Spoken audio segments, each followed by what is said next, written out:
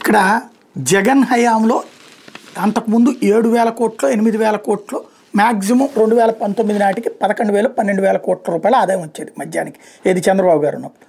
జగన్ వచ్చాక అది ఏకంగా 25,000 కోట్ల నుంచి 27,500 కోట్ల రూపాయల దాకా ఆదాయం వెళ్ళింది.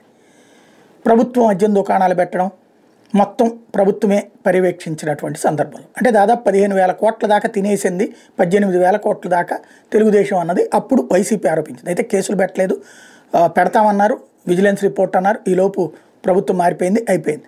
ఇప్పుడు వీళ్ళు వచ్చే దగ్గర నుంచి లిక్కర్ స్కామ్ అన్నటువంటిది రైట్ చేస్తున్నారు, ఓ పక్కన ప్రయత్నం చేస్తున్నారు. అయితే జగన్ కంటే ఎక్కువ మంది అమ్మారు, ఎక్కువ తాగారు. 2024-25లో 28,842 కోట్ల రాబడి వచ్చిందంట.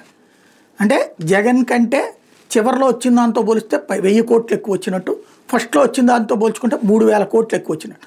అది బెల్ట్ షాప్ వాడు తినేస్తున్నాడు, వైన్ షాప్ వాడు తినేస్తున్నాడు, రాజకీయ నాయకుడు తినేస్తున్నాడు. ఎంతమంది తిన్నా, అది మళ్ళీ అధికారులు తింటున్నారు.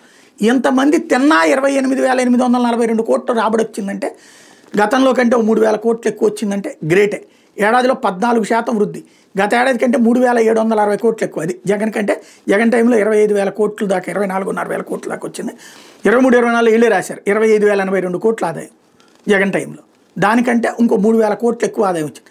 5 ఏళ్లలో 18,000 కోట్ల ఆదాయం ఈ లెక్కను చూస్తే గండిపడింది అన్నటువంటిది వీళ్ళు రాసుకొచ్చినటువంటిది కరెక్ట్.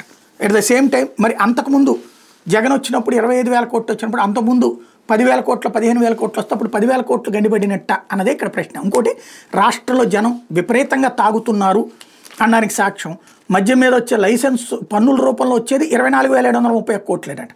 షాపులు, బార్లు, డిస్టిలరీలు లైసెన్సుల ఫీజుల రూపంలో వచ్చేది 2,000, పన్నుల రూపంలో వచ్చేదే 24,731 కోట్లు.